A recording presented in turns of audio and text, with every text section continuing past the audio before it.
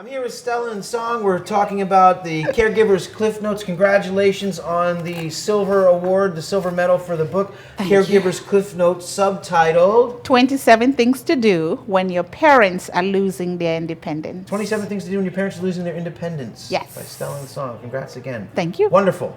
I mean, you won the award. This is amazing. Is this your first book?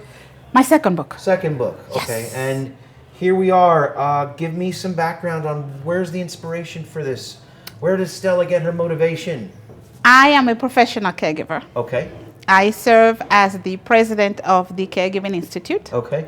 We are a 501c3 out of Painesville, Ohio, which right. is a suburb of Cleveland. Okay. But I'm also the state director of the Elder Care Planning Council in Ohio. I am the go-to person for everything elder care. My goodness, a lot of responsibility. Lots. So this book allows me to help a lot of people at the same time. Okay. Describe it for us. Told us about your inspiration, told us about your motivation. Tell us what's inside. I want to read it. Tell me about it. 10 chapters of to the point, step-by-step, concise, get results right now kind of a book. Oh, great. Well put. Okay. So I actually tell you in the book how to word things so that your parents will listen to you. Okay. When to say it, how to say it. What do you do when you have to care for your parents and there's a crisis and you have no money? I'd walk you step by step. Say this, then say that. Call this person, then say this. Okay. How to choose an assisted living. Okay. 5 things you could do when your parents are resistant to care. Okay. Because, you know, they're 80 or 90 and they don't want anybody in their home. Yes. They don't want to leave their home. Yes. So how do you get them to get care? Okay. It's in that book.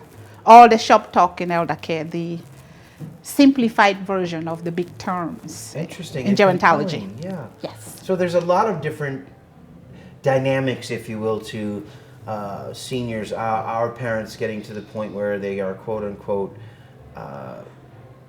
in a position where they can't live without some assistance. Correct. And you have this wealth of experience, this wealth of knowledge, and you've taken time to document almost all of what you would consider the various scenarios where that happens. Correct. And you've given some instruction on how to deal with that. Right.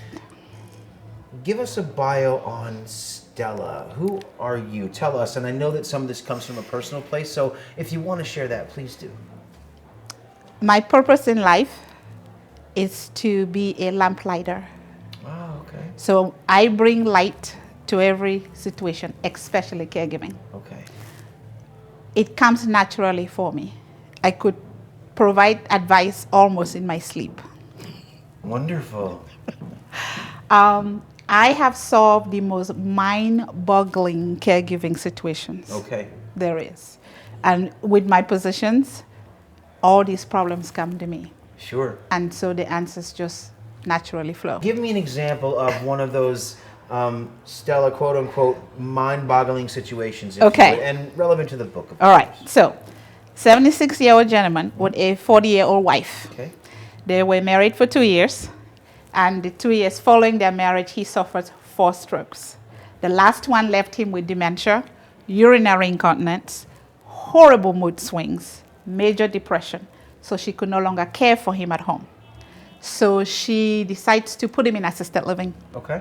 Now, this man used to be a playwright and he wrote things and he was a very active social person. Yeah. Now, assisted living is sometimes confined. Okay. You cannot cage a man like that. So he leaves the assisted living, gets on a bus, goes to the airport to rent a car. With no supervision. No supervision, no license, no money. I like this guy. Now, in the meantime, when the wife brought him to assisted living, she took off, went to another state. Oh my gosh. So he goes to the airport. Some kind of a way, succeeded to get in the most beautiful Volvo in the car rental area. So he pulls up to the checkout place. And the attendant said, "Sir, may I see your registration?" Yeah, your agreement or whatever. And he decides to back up. So he backs this beautiful Volvo, high speed, because he was trying to get away. Uh-huh. Hits the bar, the guard bar, in the parking lot. This is 4 levels from the city level. Yeah. Okay. So I get this phone call at 2 o'clock in the morning. Okay, how do we solve it? And they say, what do you do with a man like this? So I go to the airport. Early in the morning, I go to the airport and I explained to the AV's car rental. Yeah.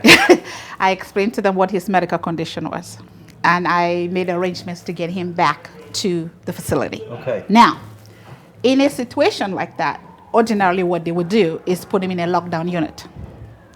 Okay? If you lock somebody like that, he'll die soon. Yes. So I had to get the families together, get the attorneys together, go through guardianship, get him some medical care, that kind of thing. Okay, interesting. Problem solving. Absolutely. Yes. Did you write the book for anyone specific, for a target audience, for something specific? 3 main groups of people. First, the baby boomers, because caregiving is making them either die early or get sick themselves. So this provides them step by step what to do, how to do it, so that they can have a balanced life, but also so their parents can be cared for. The second group is the health insurance. A lot of older people end up in the emergency room. Yeah. Then they end up in the nursing home. Yes. Because of wrong medications, a fall, some very simple occurrence, something that could be prevented. So there's a So they proactivity. are correct. Okay. At the end of each chapter, there is a check box. Oh, interesting. If you can check every box by the time you get to the end of the book, which, by the way, will only take you about 2.5 to 3 hours to read, Okay. you would be prepared. You'll be on top of your caregiving Wonderful. situation. So it's concise, it's accurate, it's To proactive. the point. And there's a Great. tip at the end of each chapter. Great. Last group of people, employee assistance programs. Okay. Because caregiving is the new silent productivity killer. Interesting. Folks can't focus at work if they're They worried about can't. taking care of their parents. They cannot. Interesting. yes, And I'm okay. sure not a lot of people know that. No, they just know people have problems and they have to care for their loved ones and they call off. And most of the calls I get come during 9 to 5.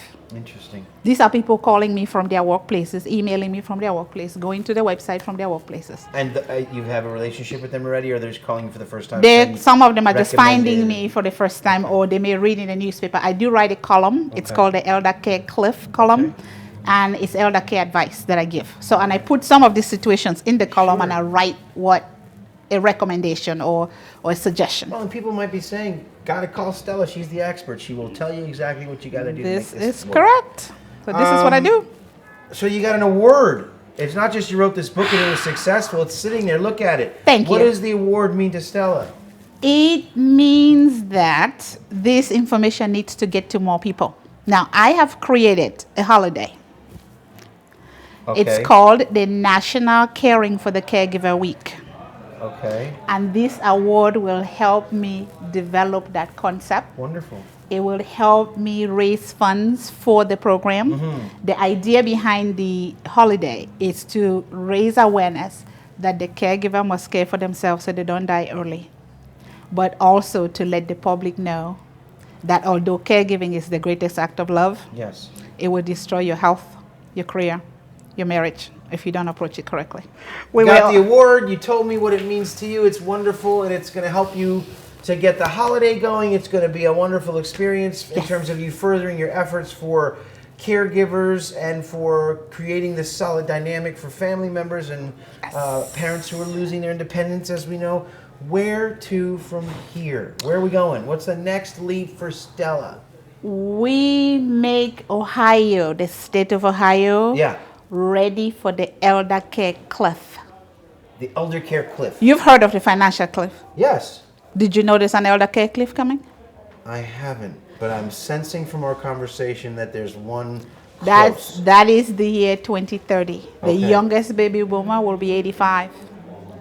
85 years old is that landmark. That's that milestone in most adult people's lives where they may need the attendance or the support of some form of a person or a resource to stay well and functional. The problem is, right now, the family caregiver either dies before or shortly after the person they're caring for because of the stress associated with caregiving. Yes. Okay. Right now, the employee at work spends half of their time looking for services.